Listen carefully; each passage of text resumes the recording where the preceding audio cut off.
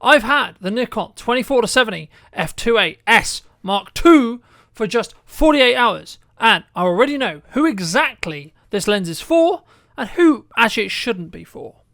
If you're looking for a really versatile lens, I mean, the people who are going to be really using this lens and utilizing this lens are going to be people who need that 24-70 specifically. So that's the commonality range, I would say, for 95% of video and photo shooters who need a wide up to a mid shot in Pacific when it comes to highlighting specific moments at events or specifically getting landscapes, etc., those kind of things. And then also you want to punch in and get those details either of food or rings, maybe at a wedding, or like a reaction or person, etc. And at the time of filming this video specifically, I haven't actually filmed a huge amount of A-roll. This will be the first piece of A-roll I'm actually doing, but I think this is a really, really beautiful looking lens, and one of the main reasons why you would buy a f2.8, and this lens is rather expensive. So if you did specifically look to use it, or were specifically looking to use it, keep in mind it is about, I think in the UK at the moment it's about 2,600 or so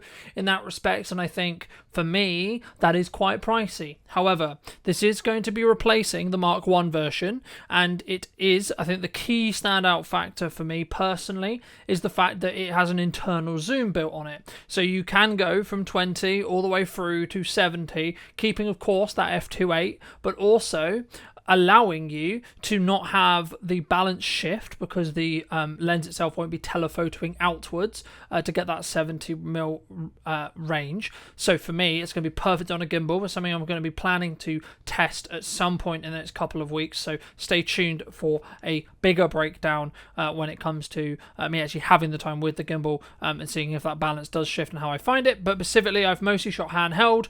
The actual bokeh and the quality and the sharpness of this lens is kind of what you would expect. Really, really sharp, really, really lovely. I had a very brief rain storm. It was kind of like light rain, that really fine stuff that makes stuff really, really wet. No issues at all with it operating throughout this morning when it was really, really rainy. Specifically, from what I've seen, image quality wise and video quality wise, really, really sharp. Really, really fast autofocus in regards to, now of course this is to an extent down to the body you're using as well, so do keep that in mind. But from the lenses perspective, as far as I can see, it's a really sharp lens. All the images that are over this video in regards to B-roll have been shot on it, and it creates beautiful background blur. I think for A-roll as a whole, I think that having that background separation, having that creaminess as that bokeh is the real reason why you would spend the kind of money on this lens, and it gives that real professional look. So for me, the combination between the autofocus being as accurate as you would hope and as you would believe it to be, but also the speed when it comes to actually focusing it, which is mostly the Z6 Mark III that I was using, and I imagine would also be the case when it comes to the ZR that I'll be using as well. But when it does hit, it's really, really sharp. The background separation is really, really strong, and just the quality overall of the glass elements from what I've seen makes me believe this is a really cool and a really, I guess in some ways, professional lens as a whole. So for me, I think it's definitely worth the money. I think you need to ask yourself, do you want the best of the best, and can you afford the best of the best, and or can you put yourself in a position where you can get the best of the best? And this is an S lens, so it has that weatherproofing or has that weather sealing. It was never going to be waterproof, so don't throw it in rivers or etc. But it will be able to stand up to some rain, as I said earlier. Personally, I didn't own the V1, but in regards to the actual weight difference, I think it's slightly heavier than 105mm 1.8, but it's probably the heaviest lens I would say I actually own. But to be honest, it feels premium. Everything about it feels premium, feels really great. It balances really well when shooting handheld because it has that eternal zoom.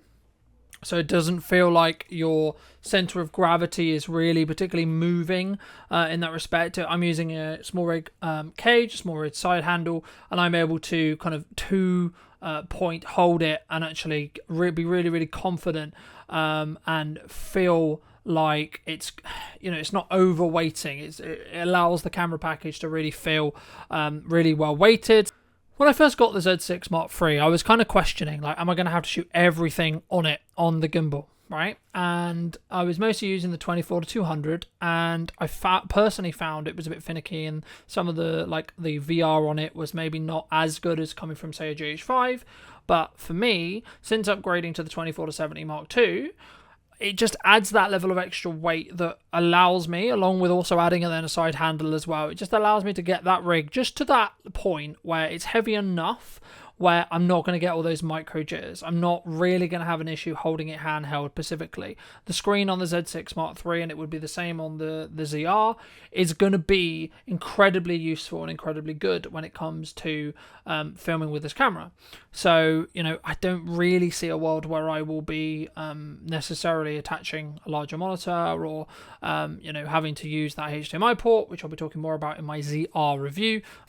I guess the only caveat would be, the thing which sometimes happens with function lenses or zoom lenses like this is how much rotation you need to go from the 24-70.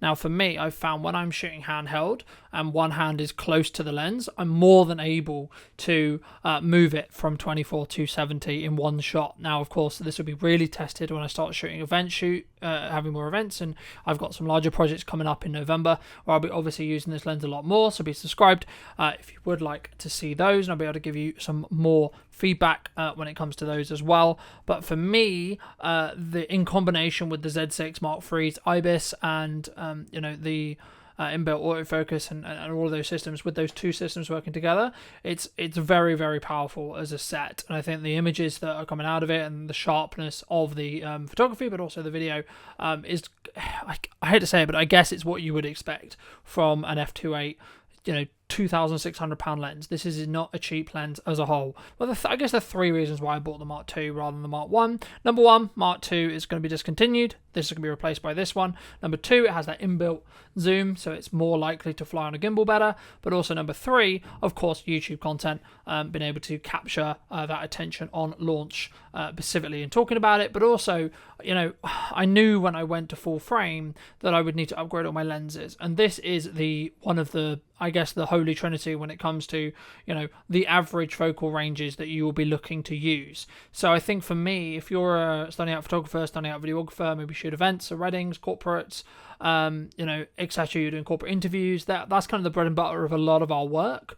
This is going to create a really, really nice image. The autofocus is going to work as you would think. The eye tracking on the Z6 Mark III, and I would assume, I haven't tested it yet, but the ZR are going to be incredible. And they will allow me to basically film solo when it comes to create a beautiful image, because you've obviously got that f2.8, but also allow me to solo operate, because the I can trust the cameras to keep stuff in focus, especially when it comes to things like podcasting or things like corporate interviews, when maybe I'm having to also interview my interviewee or equivalent like that. So who is this lens really for as a whole? I think for me, you need to ask yourself, is this too much for you in regards to money? Are you really in a position where you're looking to create the best looking possible image within your available budget? And can you actually personally afford, either your business or you personally afford, a £2,600 lens plus the camera to go behind it, of course? So for me, I'm using a Z6 Mark III, and I got that, and I'm looking to upgrade into the more top-of-the-line mirrorless systems, because I have the work to pay for it, because I am using, and I use my cameras every single day. I create, obviously, content for the YouTube channel, I create stuff for social, I'm constantly having to create content for clients, etc., on a regular basis. So for me, this was an absolute no-brainer, and this lens, I know and can guarantee, will pay for itself 10 times over. However, if you're a casual user and you're a casual photographer, maybe look at getting maybe the Mark I that will have very similar image quality. It won't be as sharp because there is some optic differences between the two, but for me, you're gonna maybe lose a little bit of weather sealing, but if you're, they're still built like tanks, I don't see there'll be any issues. I've done videos talking about what happens and how to utilize your cameras in the rain. If you do get them wet, just lay them out overnight, they'll be fine in 95% of cases. The manufacturer isn't going to recommend you do it though, of course, but in this case, with the Mark II, it is nearly fully, up to a certain level of weather sealed. That doesn't mean it's weatherproof, just means it's likely to be completely functional. You don't really need to worry too much about it actually existing in or being around in snowy, rainy conditions, etc. And I think for me, that's the very, very key. If you are a videographer and you shoot a lot on a gimbal and or handheld, like, and balancing and having a balanced camera is really important to you, this would be the lens over the Mark 1, because there is the Mark 1 is going to change your balance as a whole. But to be honest, again, depending on your gimbal, I shoot mostly on gimbal work with a Zoom Crane 3. I put the 24-200 on there.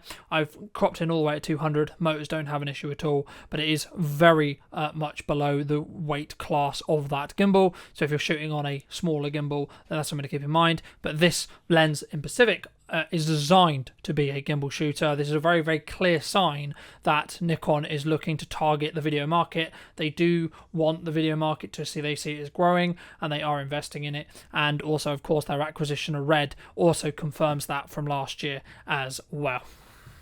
So I think the only question you really have to have as a whole is, can you really comfortably afford it? And is this actually overkill for what you're doing? But next up, we'll be putting this lens through a podcast setup at the time of filming. That'll be tomorrow. And then I'll be back next week talking about this lens in a lot more detail, controlled A-roll testing, and also a full creative shoot in Bath, where we'll be seeing what this lens can actually do with some more image tests and etc. as well. So if you would like to see what I think after 7 days versus what I've shared with you today, then make sure to be subscribed. YouTube believes you will enjoy this video, so why not click it? Why not be subscribed so you do not miss the next video, and I'll see you very, very soon.